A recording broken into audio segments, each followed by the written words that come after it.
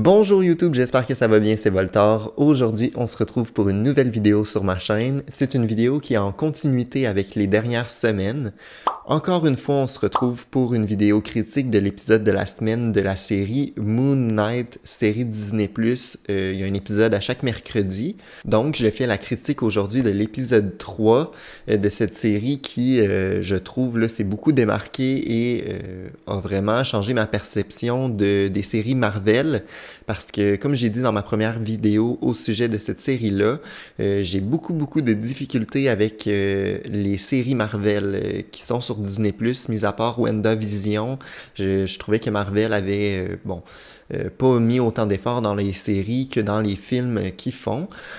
Par contre, cette série-là, tout comme WandaVision, en fait, vient un peu changer ma perspective par rapport à ça parce que, encore une fois, dans cet épisode 3, Marvel nous surprend avec du contenu qui est différent de d'habitude et qui est assez surprenant.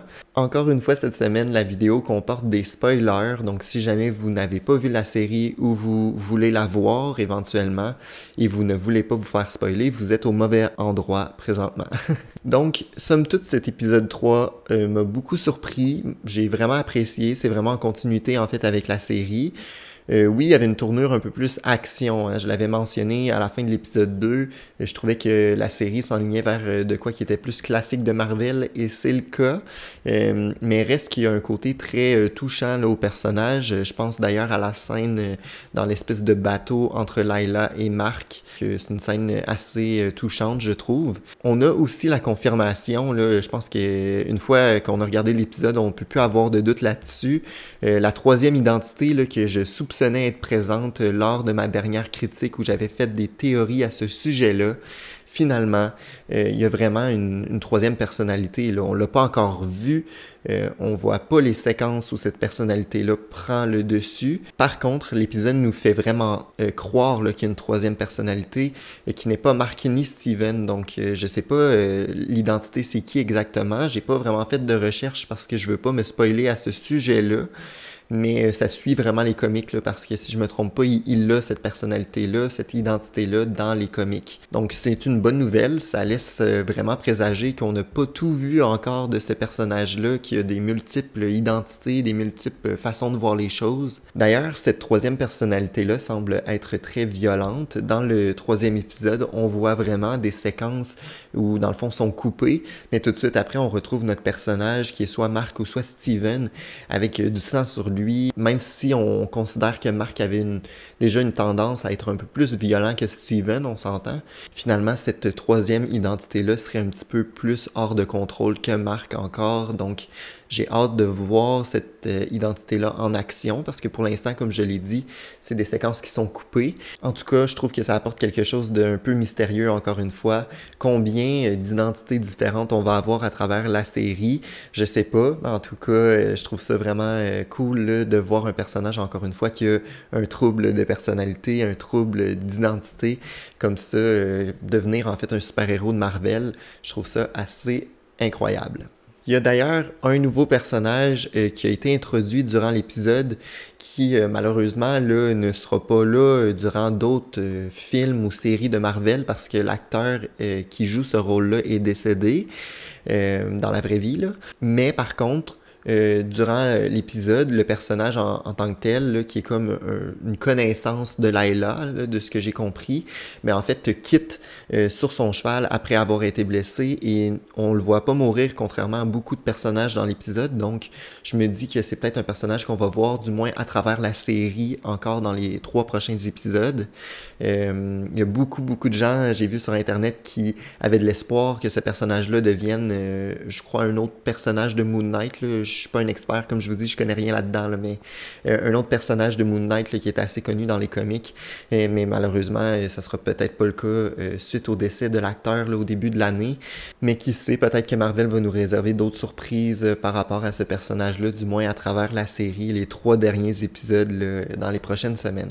Il y avait des très belles scènes, là, tu sais. Ma critique de l'épisode 1 concernait un petit peu le visuel qui était pas toujours beau, pas toujours professionnel. Je pense que l'épisode 3, au contraire, c'était très beau. Il y avait des très belles séquences. Je pense à la scène entre les dieux où il y a une discussion discussion où il y a vraiment une ambiance particulière et la scène a une bonne intensité autant dans les décors que dans les échanges entre les personnages, mais également la scène là, qui je trouve est significative dans l'épisode, c'est la scène où Mr. Knight et le dieu Gongshu, encore une fois, je sais pas comment le prononcer, Gongshu, je pense. Bref, utilisent leur pouvoir pour changer le ciel, en fait, pour revenir en arrière des centaines et des milliers d'années par le passé pour avoir un ciel qui s'enligne au niveau des étoiles et des constellations avec les indices qu'ils avaient trouvés. Bref, si vous écoutez pas ça, vous comprendrez rien à ce que je suis en train d'expliquer, là, c'est pas clair. Mais pour ceux qui ont vu l'épisode, c'est clair que cette scène-là vous a marqué également parce que c'est hyper beau, c'est hyper bien fait. Le visuel est incroyable, vraiment, là, dans cet épisode-là. J'ai trouvé qu'il y avait un réel effort. Et contrairement au premier épisode où je trouvais qu'il y avait des séquences qui étaient mal faites au niveau du montage, au niveau des animations et tout ça, là, je trouve que qu'il y a vraiment un travail qui a été fait dans la mise en scène et dans les décors. Donc, j'ai vraiment trouvé que c'était excellent et très représentatif d'un contenu Marvel qui est de qualité, là, cette fois-ci. Bon, mon petit bémol de l'épisode, ça serait qu'il m'a pas autant surpris que d'autres épisodes par le passé. Comme je vous ai dit, on s'enligne vers quelque chose qui est plus classique de Marvel. La finale laisse évidemment entendre qu'on veut voir l'épisode 4, on a hâte de voir la suite. Mais reste que c'est mon épisode que j'ai moins préféré. Est-ce que c'est parce qu'on commence à s'habituer au rythme de la série, aux personnages, on commence à mieux comprendre? Donc c'est peut-être pour ça que je suis moins surpris, je suis un petit peu moins emballé par l'épisode, même si je considère que c'est vraiment un épisode qui est fort. Là. C'est un bon épisode, là. C'est le moins bon, mais ça reste très bon. J'ai très hâte de voir la suite. En fait, là, contrairement au dernier épisode, je savais un peu où la série s'enlignait. Là, je suis un petit peu perdu, pour être honnête avec vous. J'ai hâte de voir ce que nous réserve l'épisode 4, mais en tout cas, j'ai été agréablement surpris. Bon, quelques petites déceptions, là, je dirais au niveau scénaristique, qui n'est pas tant surprenant. Mais sinon, globalement, comme je vous ai dit, ça reste un très bon épisode, même si c'était pas mon épisode préféré de la série. Et j'ai encore une fois très hâte de voir la suite. Vous me direz donc en commentaire, vous, ce que vous pensez de cet épisode 3. Je veux savoir votre opinion également, savoir si vous aussi vous êtes d'accord avec moi en fait sur l'épisode. Mais globalement, j'ai très bien apprécié. Je sais pas si l'épisode cache un code QR, mais mon oncle m'a comme montré des images des 2 premiers épisodes dans lesquels il y avait un code QR qui était caché. Donc, si jamais vous avez vu le code QR de l'épisode 3, vous me direz il est où. J'ai pourtant porté une attention particulière à essayer de le trouver et je ne l'ai pas vu. Fait que vous me direz en commentaire là, si jamais vous, de votre côté, vous l'avez trouvé. Si oui, à quel moment, dans le fond, on retrouve ce code QR-là. Mais c'est un petit détail qui est quand même intéressant de cacher un code QR comme ça. Puis pour ceux qui ne savent pas de quoi je parle, ces codes QR-là servent à débloquer des bandes dessinées, des comics de Moon Knight. Donc, je vous invite à voir ça de votre côté puis me dire ce que vous en pensez. Donc, merci d'avoir regardé cette vidéo. Si jamais elle vous a plu, je vous invite à vous abonner. C'est jamais obligatoire, mais ça m'encourage beaucoup dans mes projets. Et sinon, je vous invite aussi à mettre un pouce en l'air et me partager en commentaire vos théories sur la suite de la série. On est déjà à la moitié, donc il reste seulement 3 semaines, donc 3 épisodes. J'ai bien hâte de voir comment ça va débouler pour la suite des choses. Merci beaucoup encore une fois et on se retrouve mercredi pour la vidéo de la semaine. Bonne semaine à vous. Ciao!